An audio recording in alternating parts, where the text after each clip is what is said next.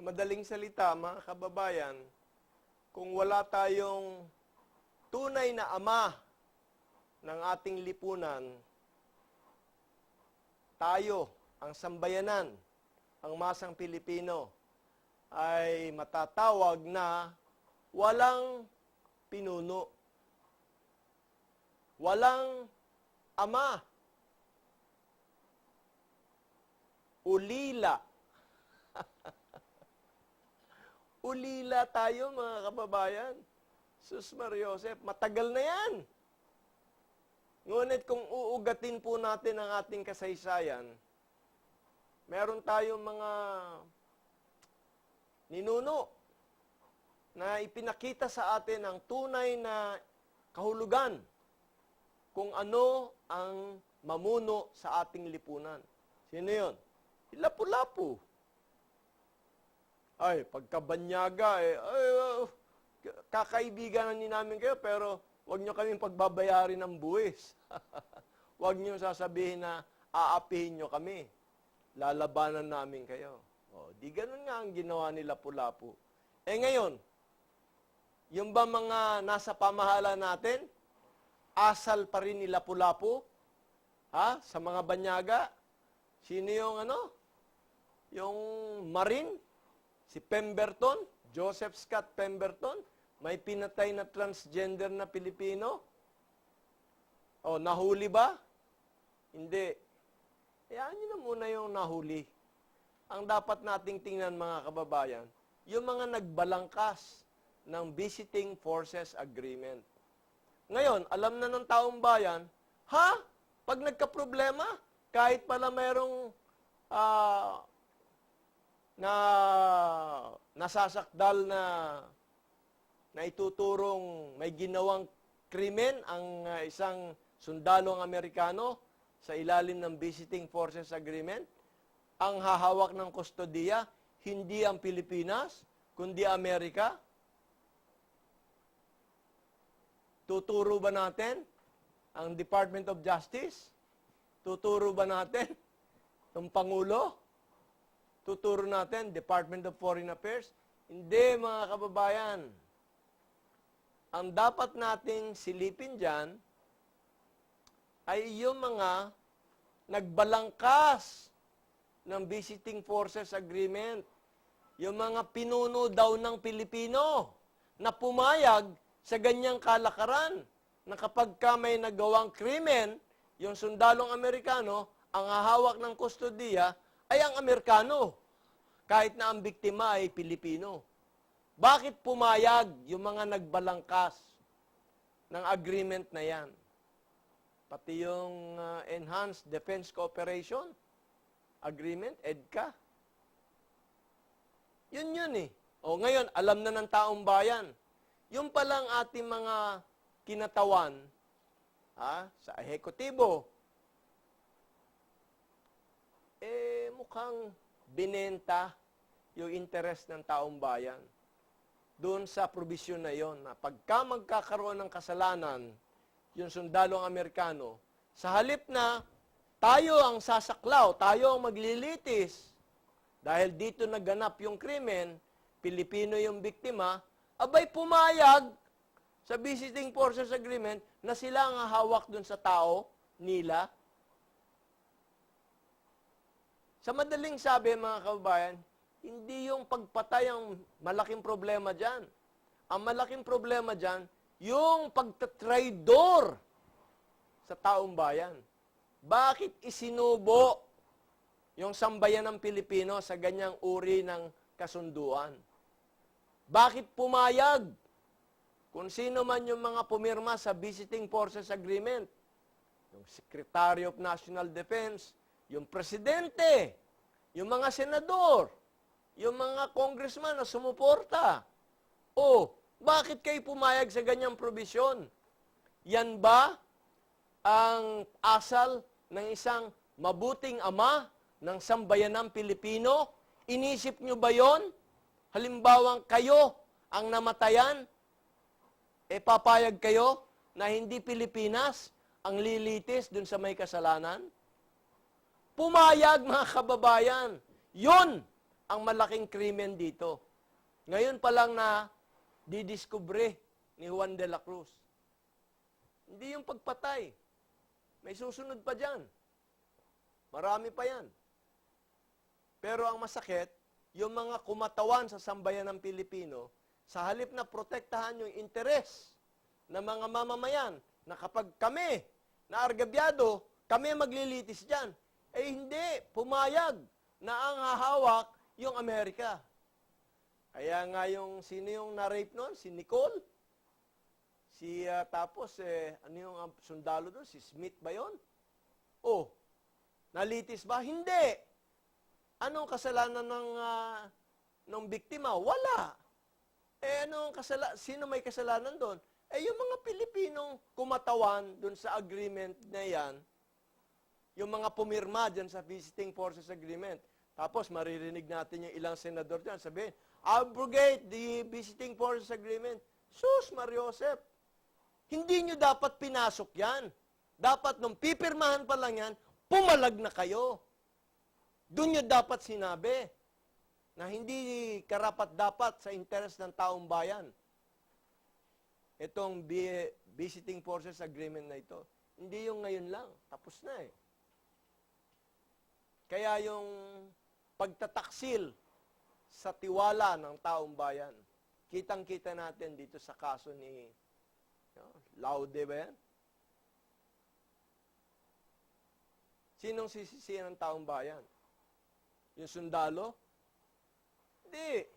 Nangyayari talaga yan sa buhay ng lipunan. Pilipino o hindi Pilipino, nagkakaroon talaga ng mga ganyang problema.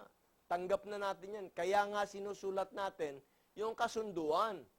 Sino natin? Yung Amerikano? Ginulangan tayo? Hindi. Siyempre po, protektahan nila interes nila. Oh, sino sisihin natin? Yung mga kumatawan sa sambayan ng Pilipino na sinubo tayo diyan sa lintik na agreement na yan. Na yun pala pag nagkaroon ng problema, dihadon-dihado ang sambayanan. Sasabihin nila, hindi, isa lang naman yan, hindi dapat yan baguhin yung agreement, yung pagkakaibigan ng Amerika at Pilipinas. Hindi yun ang punto. Isa nga lang yan. Pero dito, ang pinag-uusapan, ang usapin, soberenya. Soberenya ng Pilipinas at soberenya ng Amerika. Pag nagkaroon ng gusot, sino ang dapat maglitis? Sino ang dapat humawak doon sa akusado?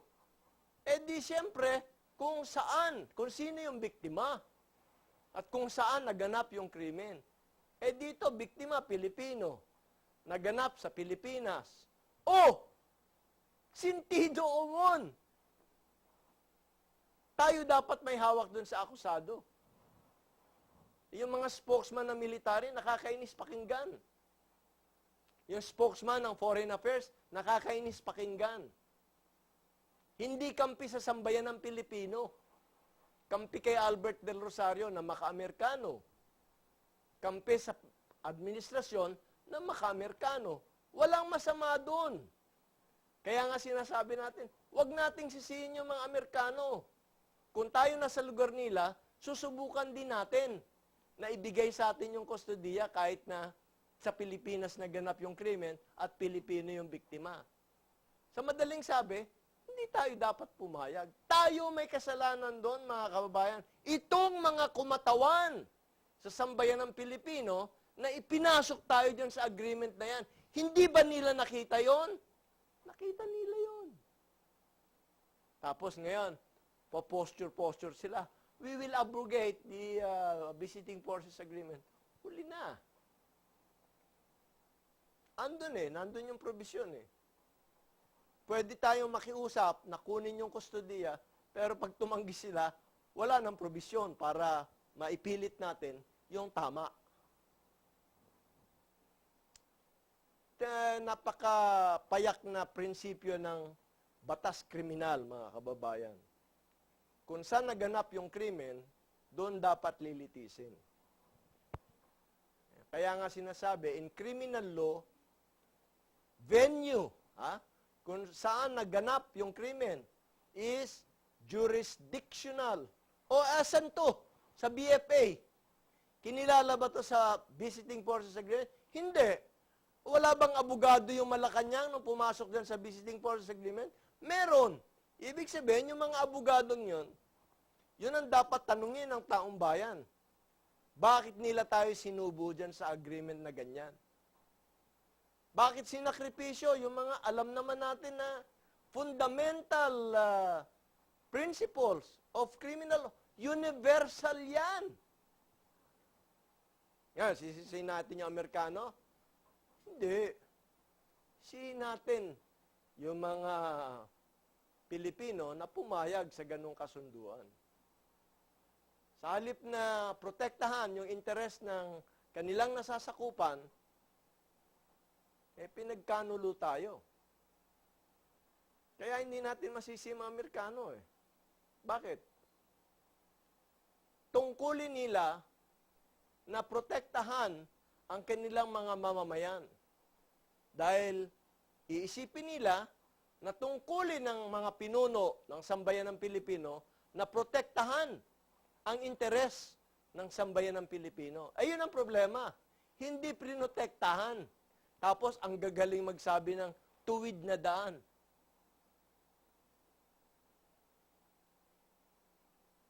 Nakakapikon. Sobra na. Tama na.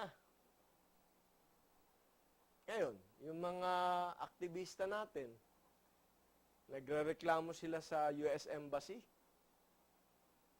Wala sa hulog. Bakit natin sisihin yung mga Amerikano?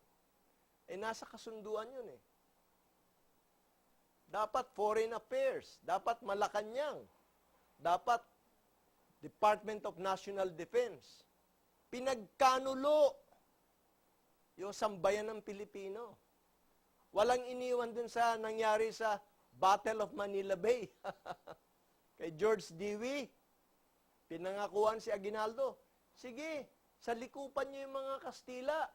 Tapos, pag nasalikupan nyo na, tutulungan namin kayo. Kaya sinundo ni George Dewey, yung admiral ng American Fleet, American Navy, si Aguinaldo, mula sa Hong Kong, dinala sa Maynila para buhayin yung revolusyon. Kasi nag-away na yung Amerika at saka Espanya. Nasa likupan na ng mga katipunero, yung Maynila, yung Intramuros, pero lingid sa kaalaman nitong si Aguinaldo, nagsabwatan na si George Dewey, yung Amerikano, at yung pinuno ng Kastila. Sabi ng Kastila, surrender kami sa Amerikano, wag sa Pilipino. Hindi rin nakahalata si Aguinaldo. Kaya pala sinasabi, wag kayong papasok wag kayong papasok, kami papasok. Para nga naman sa international law, sumuko ang Kastila sa Amerika, kaya ang hahawak ng Pilipinas, Amerika. At ganun nga nangyari. Doon na kompromiso na naman ang pamunuan ng sambayan ng Pilipino. Luma na yung kompromiso sa pamumuno sa ating pamahalaan. Nagmamaang-maangan Kasi ang totoo naman yan dapat si Bonifacio yung namumuno sa ating himagsikan. Ibang istorya na naman yon. Pero kung si Bonifacio, hindi maloloko ni George Dewey yun. Papasukin nun ng Intramuros. At malalagay sa kasaysayan ng mundo, ang tumalo sa Kastila, Pilipino. Ngayon, ang nakasulat, ang tumalo sa Kastila sa Maynila, Amerikano. Bakit? Kasi sabi ni Di, huwag kang papasok Aguinaldo. Naniwala naman yung matanda. Bakit? May pangako Tsaka hindi natin alam, ano pa yung mga pangako sa kanya nung sinundo siya sa Hong Kong. Tapos nung makita niya, uy, trinidor pala ako. Sila na ang sasakop sa Pilipinas, papalitan nila Kastila. Huli na. Kaya nagpa-rebel din na naman siya. Pero huli na. Tapos nung mahuli siya, ano nangyari? Binigyan siya ng malaking lupa dun sa Dasmariñas, Cavite. 1,000 hektarya yata yun. Tumahimik na.